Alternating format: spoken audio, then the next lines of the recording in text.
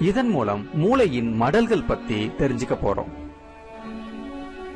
இதற்கு தேவை பழைய செய்தித்தாள், வெள்ளை காகிதம், வண்ணங்கள், பசை, பலூன், கத்தரிக்கோல், பெயிண்ட் பிரஷ்.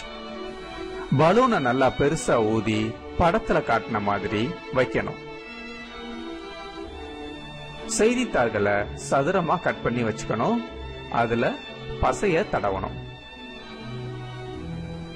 நல்லா பேப்பர் முழுக்க பசை தடவி அத இந்த பலூன் மேல ஒட்டணும்.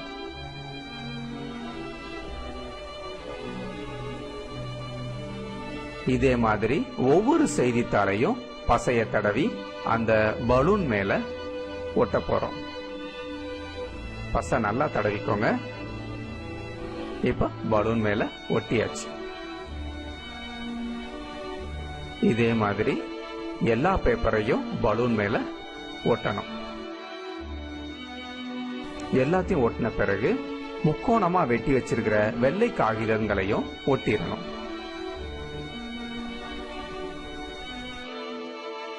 முழுக்க ஒட்டிட்டு வெயில்ல கொஞ்ச நேரம் வைக்கணும்.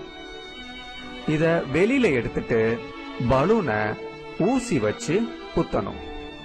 ஊசி வச்சு குத்துறப்போ உள்ள இருக்கக்கூடிய காத்து கொஞ்சம் கொஞ்சமா வெளியில வரும். பாருங்க, காத்து வெளியே போய்கிட்டே இருக்குது.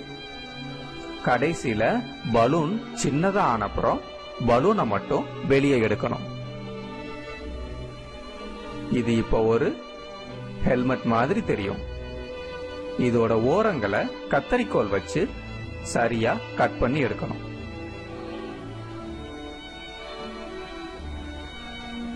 இப்ப பாருங்க, இது நமக்கு ஒரு மண்டை ஓட்டோட அமைப்பு கிடைச்சிருக்கு.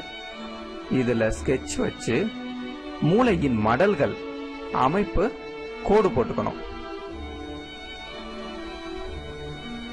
அதுல மூளையின் மடல்களை பெயர் எழுதி வச்சுக்கணும்.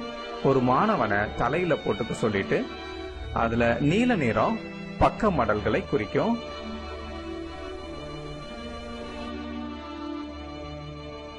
பச்சை நிறம் முன்மடலை குறிக்கும்.